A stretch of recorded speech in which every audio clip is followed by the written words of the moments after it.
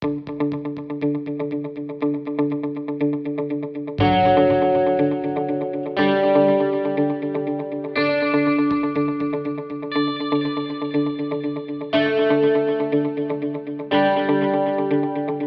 dear student, I Rakesh Chaudhary welcome you all on this YouTube channel Power of Physics, where you learn the physics in easiest and finest way. As we have discussed de Broglie hypothesis, now it's time for numericals. Numericals which are based on the de Broglie hypothesis. देखो, numerical discuss करने से पहले सबसे पहले अपन इसके फॉर्मूले एक बार दोबारा से रिवाइज कर लें, और ये सारे के सारे जो फॉर्मूले हैं वो इससे रिलेटेड हैं। तो मैं चाहता हूँ कि एक बार वीडियो को पॉज करके और ये सारे फॉर्मूले एक बार नोट कर लें।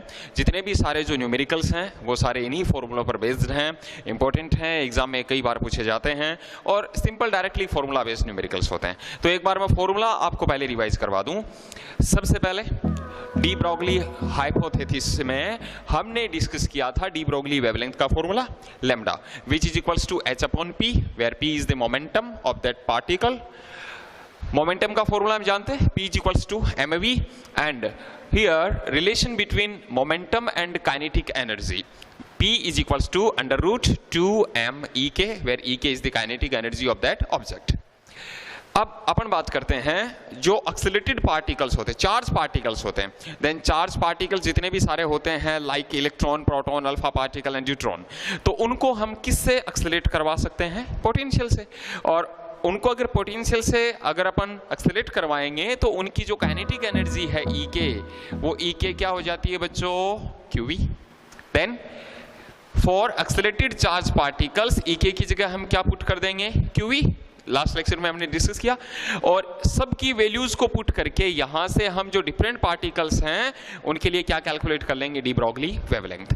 तो उसके लिए सबसे पहले इलेक्ट्रॉन के लिए, then for electron lambda e de Broglie wavelength related to electron which is equals to 12.27 upon under root v angstrom, lambda p 0.2863 upon under root v angstrom, lambda alpha 0.101 upon under root v angstrom, lambda deuteron 0.202 upon under root v angstrom.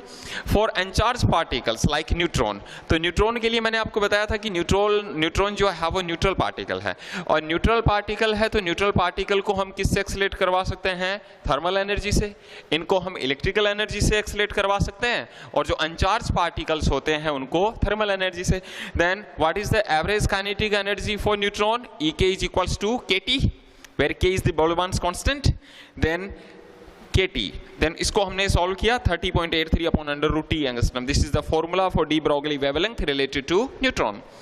For gas molecules, जितने भी सारे gas molecules होते हैं उनके लिए lambda is equals to h upon under root 3m kT, because उनके लिए हम ek काइनेटिक एनर्जी की जगह क्या पुट करेंगे? ek is equals to 3/2 kT, 2 से 2 कैंसिल हो जाएगा, then it will be 3m kT.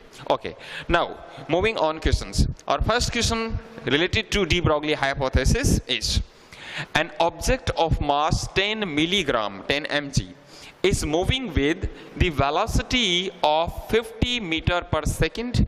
Calculate de Broglie wavelength related to it.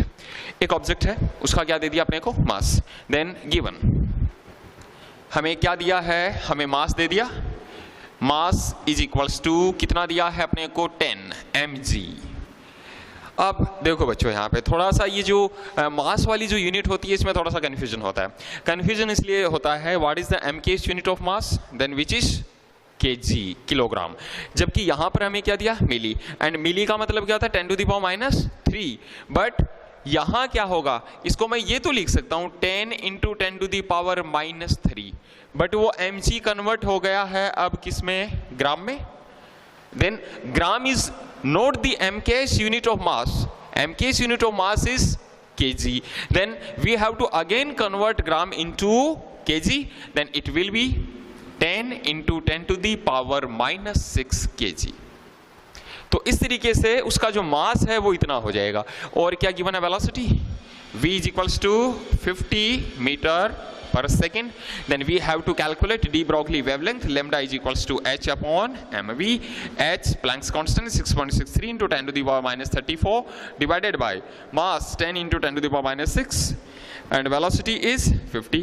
Solve कर लेंगे. Then its SI unit will be meter. Metre में वैल्यू आ जाएगी। और मीटर को यदि आपको एंगस्ट्रम में फिर कन्वर्ट करना है देन उसको हम किससे और डिवाइड कर देंगे, 10 टू द पावर -10 से हम उसको क्या कर देंगे, डिवाइड कर देंगे, then it will be angstrom. अब इस सिचुएशन में देखें यहां पे रेशियो, नेक्स्ट वाला क्वेश्चन जो है, ratio of kinetic energy of two particles having same mass is 9:16। किसका रेशियो दिया है, दो अलग अलग पार्टिकल्स हैं, क्या सेम है, उनका मास है वो सेम है, और उन रेशियो किसका दिया है, उनकी काइनेटिक एनर्जी का रेशियो दिया। इट मीन्स मैं लिख सकता हूं EK1 अपॉन EK2, ये चीज गिवन है, और वो अपने को क्या दिया है 9:16। मास दोनों के लिए सेम है। चलो आगे देखो, what will be ratio of their de Broglie wavelength. हमें रेशियो कैलकुलेट करना है, उनकी डी ब्रोगली वेवलेंथ होगी, उसका रेशियो है वो क्या होगा। अब देखो मेन चीज, इतने सारे फॉर्मूले हैं और यहां पर कंफ्यूज नहीं हो जाता कि कई बार हम दूसरा फॉर्मूला वो पुट कर देते हैं। तो सबसे पहले हमें ये देखना है कि हमें फॉर्मूला कौन सा अप्लाई करना है, और उसके लिए देखो क्या क्या रिलेशन दे दिया, एक तो मास दे दिया और एक काइनेटिक एनर्जी दे दी। Then what is the formula for lambda in terms of mass and kinetic energy, ये रहा h upon under root 2m ek. Then we know that because lambda is equals to h upon under root 2m ek, what is constant here, mass is constant, h is constant, 2 is constant, because m mass same है दोनों के लिए। it means क्या हुआ, lambda will be inversely proportional to root ek।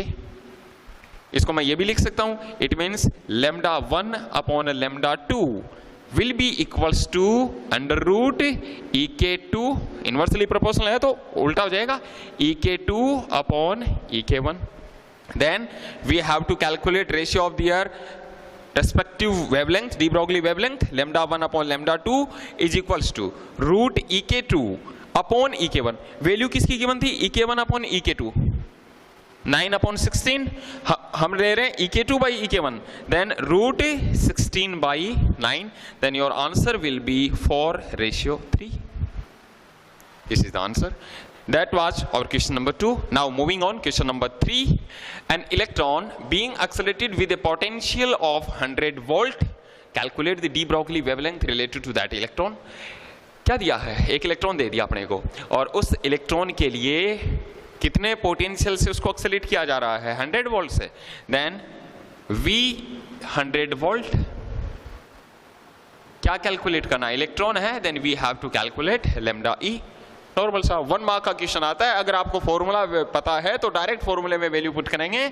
As we know that the de Broglie wavelength related to accelerated electron, lambda E is equals to 12.27 upon under root V angstrom. By putting the value lambda E is equals to 12.27 upon root 100, 12.27 upon 10 will be 1.227 angstrom. और अगर आ जाता है कि convert करो किसमें, metre में, then it will be 1.227 into 10 to the power minus 10 meter. Normal. Then ये question number 3. Moving on, question number 4. A proton and an alpha particle being accelerated with the same potential, what will be the ratio of their de Broglie wavelength? क्या क्या दिया है, एक proton एक alpha particle being accelerated with the same potential, दोनों को same potential से accelerate किया जा रहा है।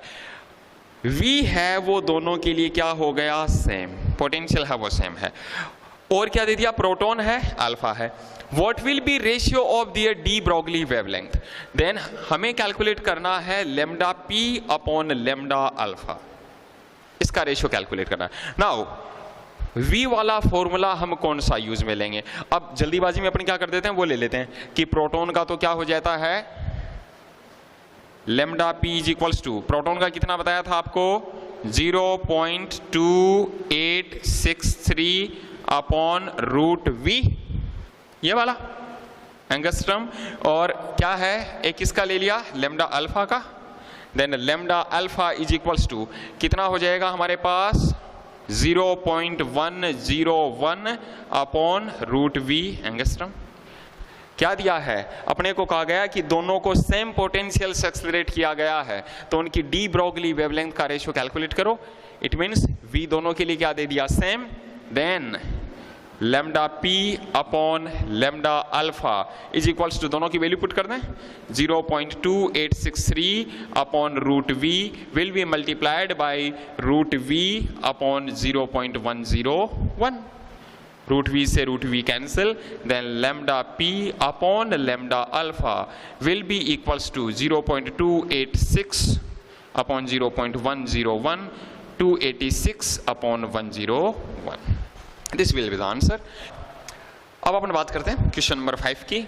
Then question number 5 is, a neutron is being accelerated with a temperature of 400 Kelvin. Calculate de Broglie wavelength related to it. Now we are talking about neutron. Then as we know that the de Broglie wavelength related to neutron, lambda n is equals to 30.83 upon root t angstrom. 30.83 upon root t, it means root 400, then it will be 30.83 upon 20. Answer किस में? Angstrom में. Metre में convert करने के लिए multiply कर देंगे into 10 to the power minus 10. Question number 6. A deuteron and an alpha particle is moving with the same velocity. What will be ratio of their de Broglie wavelengths? एक तो दे दिया हमें ड्यूट्रॉन और एक दे दिया अल्फा पार्टिकल्स, और moving with the same velocity. Velocity इनकी सेम है. अब देखो मास एंड वेलोसिटी. वेलोसिटी में डी ब्रोगली वेवलेंथ का formula lambda is equals to क्या होता है? h upon m v. Constant क्या दिया है पहले उसको देखो. Moving with same velocity, it means v constant है. v कांस्टेंट हो गया, h is already constant, it means lambda is inversely proportional. Lambda will be inversely proportional to mass. What will be ratio of the de Broglie wavelength? It means हमें calculate करना है, पहले क्या दिया है? Deuteron, then lambda deuteron upon बाद में क्या है? Alpha lambda alpha will be equals to, inversely proportional है तो उल्टा हो जाएगा, mass of alpha upon mass of deuteron. Mass of alpha, last lecture में मैंने आपको बताया था कि alpha, what is alpha particle? Alpha particle is the nucleus of a helium atom 2He4. देन उसमें 4 पार्टिकल होते हैं, 2 प्रोटॉन होते हैं, 2 न्यूट्रॉन होते हैं, तो इसलिए उसका मास 4 टाइम्स हो जाता है मास ऑफ प्रोटॉन के. एंड सॉरी, हाँ मास ठीक है. And mass of deuteron, deuteron में क्या होता है कि ड्यूट्रॉन जो होता है वो न्यूक्लियस होता है किसका? 1s2 का, और 1s2 में कितने पार्टिकल्स हैं? एक प्रोटॉन एक neutron. Then mass of deuteron is twice of mass of proton. Then mp से mp cancel, ratio will be 2:1 is the answer. तो मेन चीज हमें ये ध्यान में रखना कि फॉर्मूला कौन सा यूज में लेना है, और इस बात पे फोकस रहना चाहिए कि कांस्टेंट है वो क्या दिया. जिस टर्म को उसने कांस्टेंट दे दिया उस टर्म को वहां से हम छोड़ देंगे. नेक्स्ट अपन बात करें question number 7. Ratio of D Broglie wavelength of the 2 particles. Ratio of de Broglie wavelength of 2 particles having same kinetic energy is 1:2. Kinetic energy तो दे दी सेम, और हमें de Broglie wavelength का रेशियो गिवन है. It means lambda 1 upon lambda 2, और वो कितना given है? 1:2. What will be ratio of their masses? और हमें कैलकुलेट करना है m1 upon m2. We have to calculate. देन अब देखो यहां पर क्या क्या दे दिया? डी ब्रोगली वेवलेंथ का रेशियो दे दिया, काइनेटिक एनर्जी है, और क्या है? मासेस का रेशियो कैलकुलेट करना है. Then mass, kinetic energy and de Broglie wavelength, इनमें रिलेशन क्या होता है? Lambda is equals to h upon √2m E. अब कांस्टेंट क्या दिया है? Same kinetic energy, E is constant, E को छोड़ दो, E के कांस्टेंट है, 2 कांस्टेंट है, H कांस्टेंट है. Then lambda will be inversely proportional to √m. It gives us lambda 1 upon lambda 2 will be equals to √m2 upon m1. हो गया? किसका रेशियो कैलकुलेट करना है? We have to calculate m1 upon m2. Then from here I can write that m2 upon m1 will be equals to lambda 1 upon lambda 2 का square. Then from here I can write that m2 upon m1 will be equals to lambda 1 upon lambda 2 कितना दिया 1/2 का square, but हमसे तो m1/m2 पूछा है, then ये होगा 1/4, then what will be value of m1 upon m2 4 ratio 1. If m2 upon m1 is equals to 1 upon 4, then value of m1 by m2 will be equals to 4 ratio 1. Simple. Ratio of, next question, ratio of mass of two particles. क्या given है m1 upon m2 कितना है 2:3, then 2/3. And ratio of the de Broglie wavelengths lambda 1 upon lambda 2 कितना given है 1:2. Now calculate the ratio of their kinetic energy. We have to calculate ek1 upon ek2. m1 by m2 given है, lambda 1 by lambda 2 given है. We have to calculate ek1 by ek1 by ek2. Then again moving on formula, we know that lambda is equals to h upon √2 m ek. अब यहां पर देखो h और 2 ही constant है, it means ये हुआ कि लैम्डा इनवर्सली प्रोपोर्शनल होगा √m √ek के. 2 और s तो कांस्टेंट ही हो गया, इसका मतलब ये हुआ lambda 1 upon lambda 2 will be equals to, reverse हो जाएगा, √m2 √ek2 divided by √m1 √ek1. किसका रेशियो कैलकुलेट करना है ek1 अपॉन ek2 कैलकुलेट करना है. देन इसके रूट को इधर ले आए तो √ek1 upon √ek2 is equals to, इसको हम इधर ले आए तो इसको इधर ले जाओ, √m2 अपॉन √m1 और इसको RHS में लेकर जाएंगे तो ये भी मल्टीप्लाई हो जाएगा लैम्डा 2 अपॉन लैम्डा 1. अब जो जो वैल्यूज हमें पता है पहले उसकी वैल्यू को पुट कर दें, और रूट का रेशियो नहीं, हमें तो किसका रेशियो चाहिए ek1 बाई ek2, तो होल स्क्वायर कर दो दोनों टर्म्स का. देन होल स्क्वायर करेंगे तो ek1 upon ek2 will be equals to m2 upon m1 into lambda 2 upon lambda 1 का square. Then from here I can write that ek1 upon ek2 will be equals to m2 by m1. So m1 by m2 is 2/3, then m2 by m1 will be 3/2. Then it will be 3/2. Lambda 2 upon lambda 1. Lambda 1 upon lambda 2 is 1/2. Then lambda 2 upon lambda 1, 2 upon 1 square. Then answer will be 4:6 ratio 1. तो इस तरीके से हम जो numerical है वो solve करते हैं.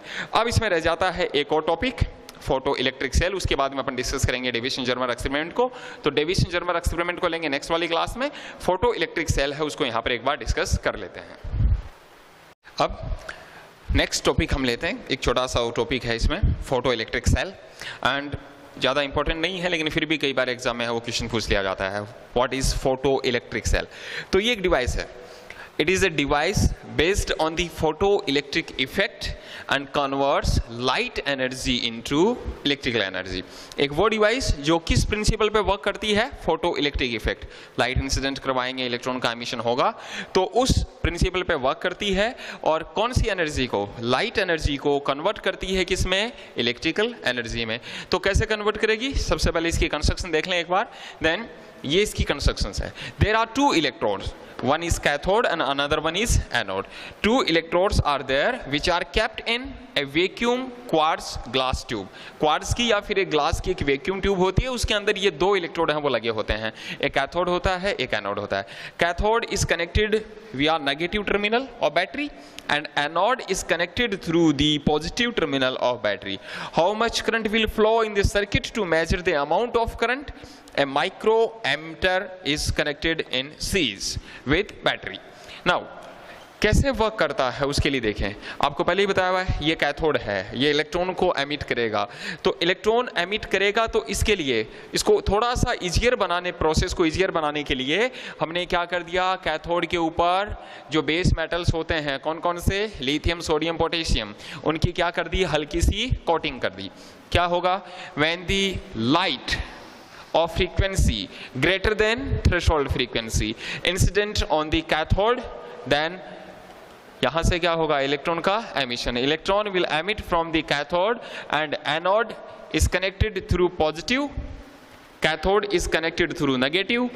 This negative charge will repel the electrons and this positive charge of anode will attract these electron. That's why electron will move from cathode to anode. And due to flow of these electrons, अब देखो cathode से anode तक electron है वो flow कर रहे हैं, और फिर ये एनोड से होते हुए they will move through the positive terminal of battery and negative terminal of that battery will emit electrons, will release electron, that electron will move through this whole circuit. तो इस तरीके से क्या होगा, इस पूरे के पूरे सर्किट में क्या होगा, जो करंट है वो फ्लो होगा. ये तो करवाना था हमें, लाइट एनर्जी को इलेक्ट्रिकल एनर्जी में कन्वर्ट करना था. तो ये तो हो गई इसकी वर्किंग. एक प्रिंसिपल ध्यान में रखना है कि किस प्रिंसिपल पे वर्क करता है. It is based on the photo electric effect and कहाँ कहाँ इसका यूजेस हैं वो कहाँ कहाँ है, कहाँ इसको यूज लिया जाता है. Then first use to measure the intensity of light. कितनी अमाउंट की लाइट हम इंसिडेंट करवा रहे हैं, उसकी इंटेंसिटी कितनी है. ऑब्वियसली बात है, इंटेंसिटी जितनी ज्यादा होगी फोटो करंट उतनी ही ज्यादा होगी. Photo current is directly proportional to the intensity of light. Second, traffic control signals. जो ट्रैफिक सिग्नल्स होते हैं जो वर्क करते हैं सोलर एनर्जी पे, तो वहां पर इसको यूज किया जा सकता है. बिकॉज सनलाइट होती है तो सनलाइट उसके ऊपर गिरेगी तो उससे लाइट है वो जनरेट होगी, यानी इलेक्ट्रिसिटी है वो जनरेट होगी. इन ऑटोमेटिक डोर्स, इन सोलर कैलकुलेटर्स, देखे होंगे आपने बहुत सारे कैलकुलेटर्स होते हैं जिनके ऊपर एक ब्लैक सी फिल्म से लगी होती है. This work on the photo electric cell. In color detection methods, in reproduction of sound in movies and in thief bells. चोर घंटियां जो होती हैं, तो जैसे ही उनकी जो बेल्स होती हैं उनके ऊपर अगर कोई लाइट इंसिडेंट हो जाती है तो अलार्म है वो बज जाता है. तो इस तरीके से ये का सारा ये वर्क करता है. अब रह गया इस चैप्टर का सबसे important segment, Davisson Germer experiment, and that we will discuss in our next class. Thank you so much for watching whole video. Thank you.